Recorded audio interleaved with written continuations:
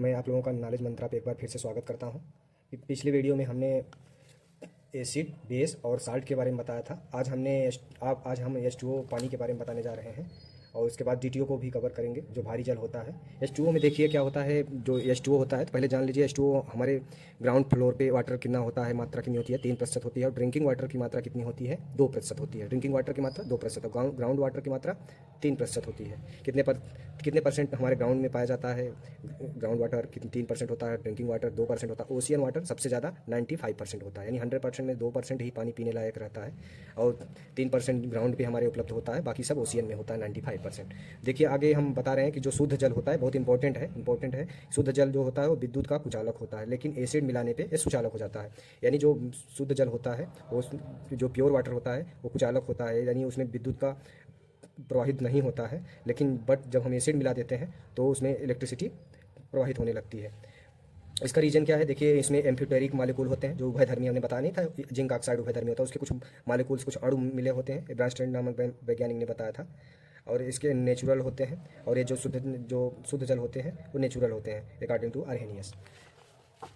देखिए अब इसके बाद हम बता रहे हैं कि स्ट्रक्चर, वाटर का स्ट्रक्चर क्या होता है। वाटर का स्ट्रक्चर कुछ इस प्रकार होता है। वो इसके एच और एच के बीच में 104.5 डिग्री का एंगल आता है और ऊपर माइनस डेल्टा होता है। यहाँ एच प्लस, यहाँ पे प्लस डेल्टा होता है, यहाँ पे भी प्लस डेल्टा होता है। अब ये निगेटिव चार्ज है, ये पॉजिटिव चार्ज है, जैसा आप जान ही रहे हैं। वाटर इज ए पोलर, ये ध्रुवीय होता है।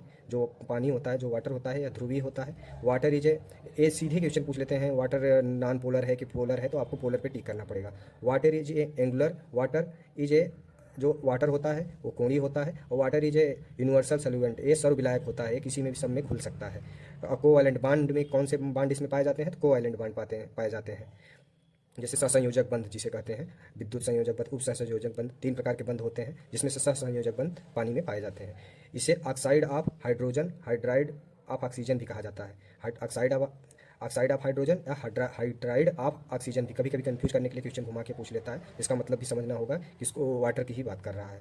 इसके बाद देखिए H2O के बीच में हाइड्रोजन बंड बना होता है, बनता है, हाइड्रोजन बॉन्ड बनता है। H2O और H2O के बीच में हाइड्रोजन बंड बनता है, ये भी अपने आप में इंपॉर्टेंट है। देखिए इसके बाद NH3 अमोनिया के बारे में कुछ जानकारी ले लेते हैं यहाँ से।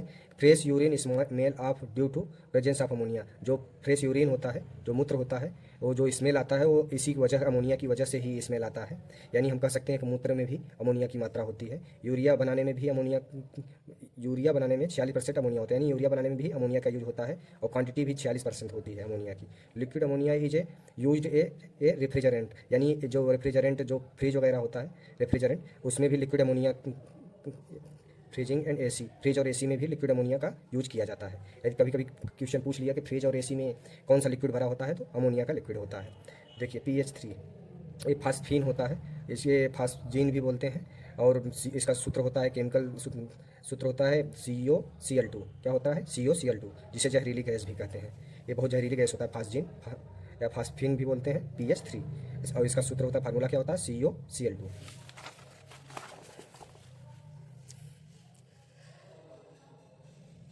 इसके बाद हम क्लोरोफार्म को देख लेते हैं। क्लोरोफार्म का सूत्र क्या होता है? CHCl3। बेहोशी में क्लोरोफार्म यूज किया जाता है, बेहोशी में जिस चीज़ का यूज किया जाता है वो क्लोरोफार्म ही होता है। इसका सूत्र क्या होता है?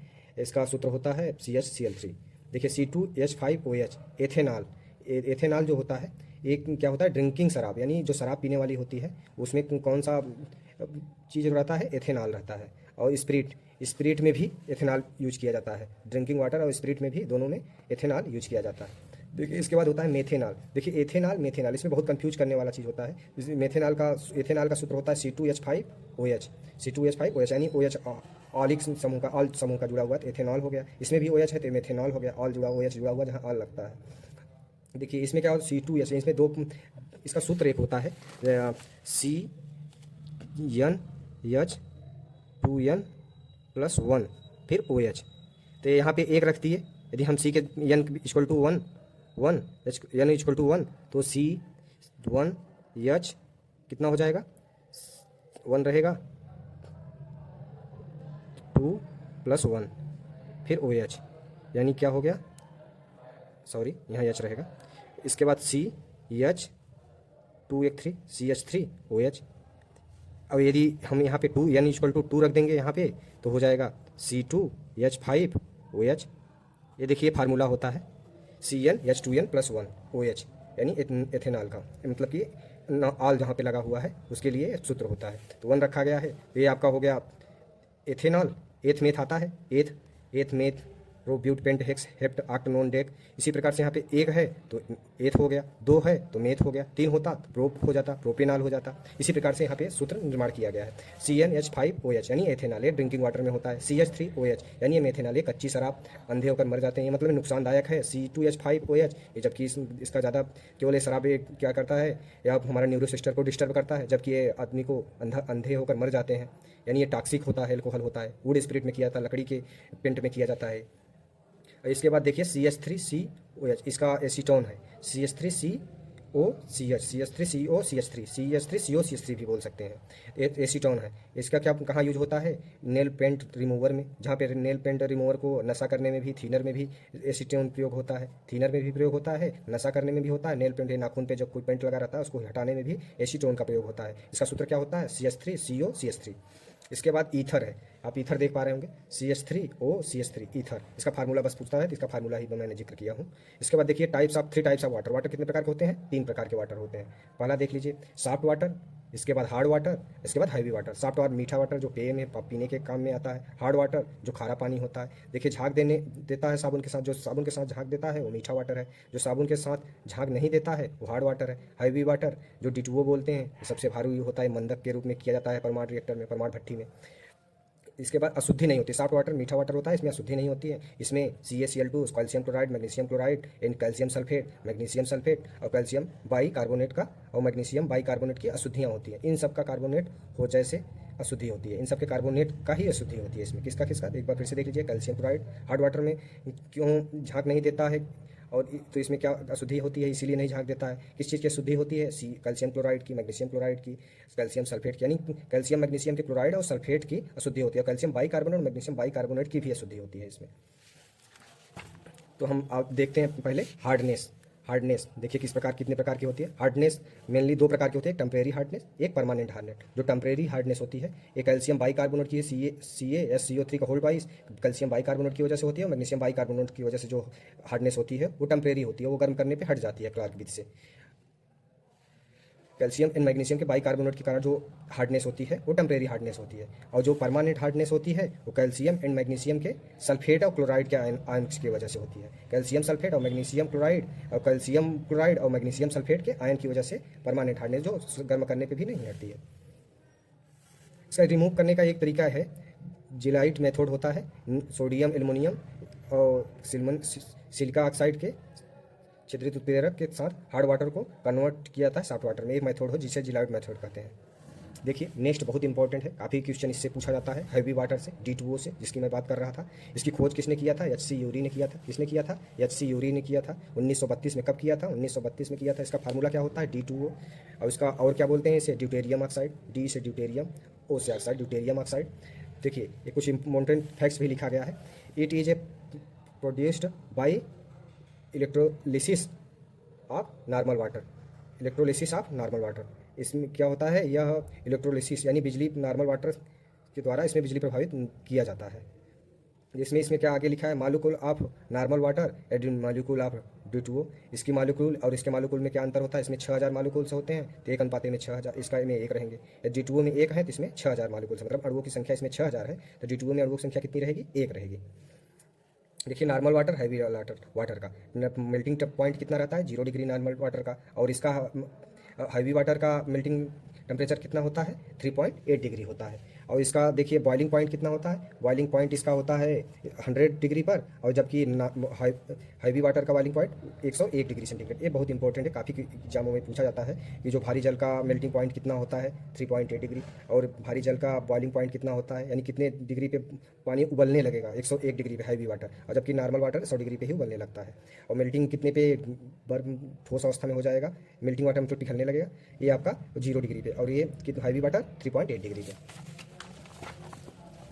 देखिए नॉर्मल वाटर और हैवी वाटर, आपको इसका मॉलिक्यूल्स मास यानी परमाणु द्रव्यमान कितना होता है, परमाणु द्रव्यमान या द्रव्यमान संख्या एक ही चीज़ होता है। मॉलिक्यूल मास कितना होता है, नॉर्मल वाटर का 18 होता है। 18 कैसे आता है ये भी आपको बता दे रहे हैं। देखिए H2O H का कितना होता है, 1 होता है, और 1 गुणित 2 हो गया, और प्लस O का कितना होता है, 8।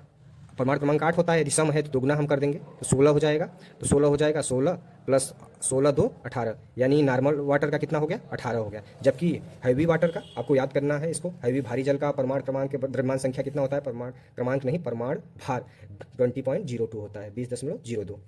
भारी जल का 20.02, और जबकि नॉर्मल वाटर का आप निकाल ही सकते हैं, 18 आता है। डेंसिटी कितनी होती है, 1 ग्राम प्लस सेंटीमीटर एक क्यूब, यानी यदि कोई घनाकार चीज़ है जिसका 1 सेंटीमीटर लंबाई है, चौड़ाई है, हाइट भी 1 है, यदि इस प्रकार है तो एक ये है, एक ये है, इस प्रकार है तो क्या होगा, जो इसका जो इतने में कितना ग्राम वाटर आएगा, 1 ग्राम आएगा। जबकि हैवी वाटर कितना आएगा, हैवी वाटर आएगा 1.11 ग्राम 1 सेंटी क्यूब में, यानी एक सेंटीमीटर लंबाई हो, 1 सेंटीमीटर चौड़ाई हो, 1 सेंटीमीटर ऊंचाई हो, तो उसमें यदि घन को इसको भरें तो ये 1 ग्राम आएगा, और ये हैवी वाटर जो होगा 1.11 ग्राम आएगा।